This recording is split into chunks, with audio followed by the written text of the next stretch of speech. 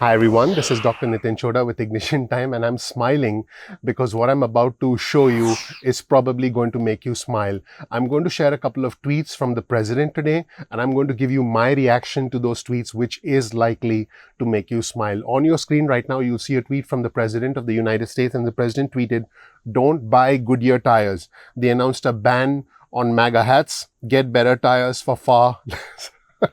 The president of the United States is talking about tires. There is something else that's going to make you smile. So he said, this is what the radical left Democrats do. Okay, I'm going to go straight through this video. Okay, one take. This is what the radical left Democrats do. Two can play the same game and we have to start playing it. Anyways, all right, let me dial it back a little bit. Now, on your screen, you'll see a picture of the car called the Beast. This is this is the car in which the president of the United States travels with the first lady. You'll see the president and First Lady Melania Trump. And now, tell me if you see something unusual in this picture. Have you spotted it yet? Yes? No? All right. Look at the bottom right side of that picture and take a look at the tire. And I'm supposed to smile now, but I think I already laughed earlier in the video, so I won't smile now. I'll just keep rolling. So there you go. That was, I think that was worth pointing out. All right. So let's move on to the next tweet from the president. The president wrote, and this was today, "Why are Republicans allowing the Democrats to have ridiculous..." I never smile so much during my videos, but I don't know. I think I can't control myself right now. Why are Republicans allowing the Democrats to have ridiculous post office hearings on Saturday and Monday just before and during our convention? The president is referring to the Republican National Convention, which is scheduled for Monday through Thursday of next week. He said, "Let them hold them now during their convention or after our convention is over, always playing right into their hands," Senate Majority Leader Mitch McConnell. So the president is saying that the Senate Majority Leader is being played by the Democrats because in his words, the Democrats are having ridiculous post office hearings on Saturday and Monday. So just so that you know, the post office hearing is on Monday.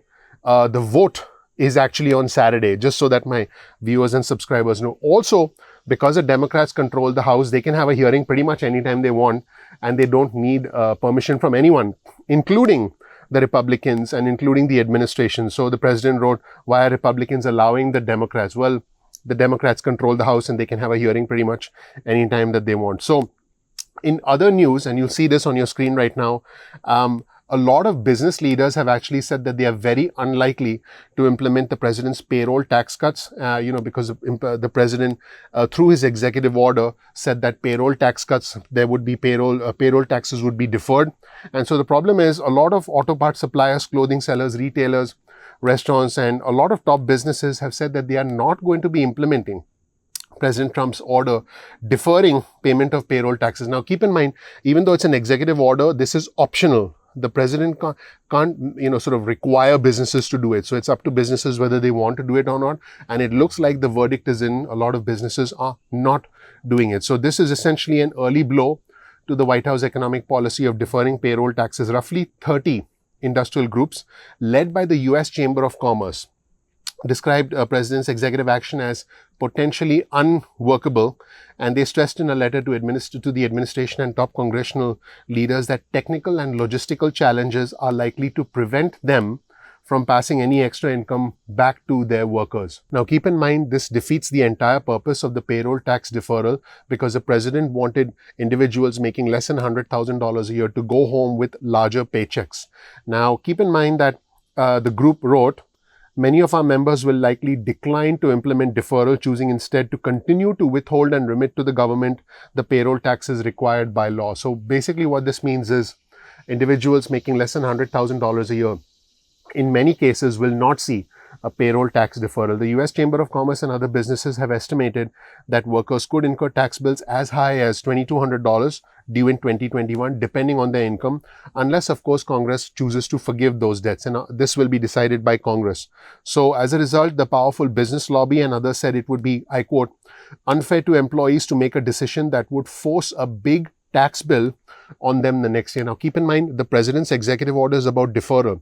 It's not about waiving the payroll taxes. That's a whole separate discussion.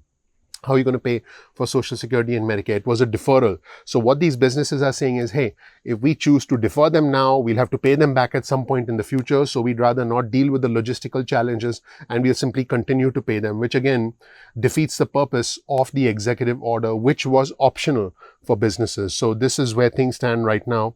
And a spokesperson for the White House, Judd Deere, said, that the president used the authorities available to him to help workers and still encourages all employees to take advantage of this in order to support hardworking Americans during this period of economic uncertainty as we finish the fight against the pandemic. So that's what the White House said. And again, this was an interesting move. But the question, the impact on Social Security and Medicare, a lot of scrutiny came into that aspect, where how are those two programs going to be funded? And so major Washington groups representing home furnishers, electrical contractors, drug stores, manufacturers, and wine sellers all signed this, this statement.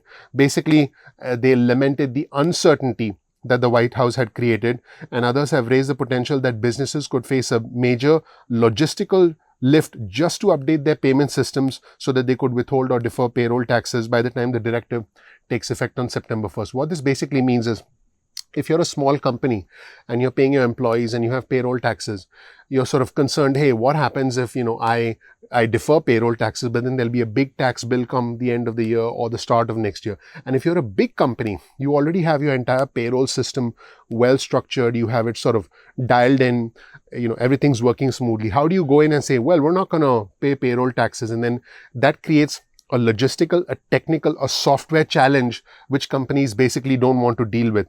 And that's basically where things stand right now. And President Trump wanted, I quote, bigger paychecks for working families. So unfortunately, it looks like the president's executive order, despite its intentions, is simply not going to be practical for many businesses. Let me know what you think about this in the comments section below. The payroll tax cut, do you think it could have helped you, my viewer, my subscriber, all members of our Ignition Time community?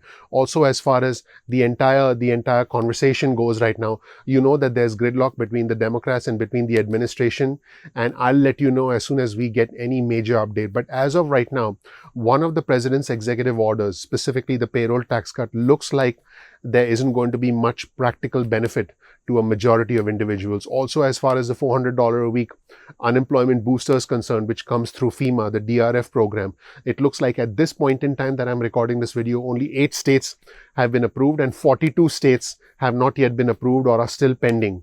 And one state, South Dakota, has specifically said that they don't want the money. That's where things stand right now.